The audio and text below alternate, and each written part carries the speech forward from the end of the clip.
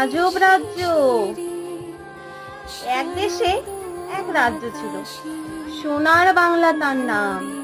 ছিল সেটার সব কিছু, শুধু নেই নারী জীবনের দাম। কি দোষ ছিল তিলোত্তমার? সে তো এক ডাক্তার। আমাদের কাছে ডাক্তার তো নয়, সে তো জীবন বাঁচানোর জাদুঘর। ডাক্তার মানে মানুষ তো নয়, সে তো ভগবান।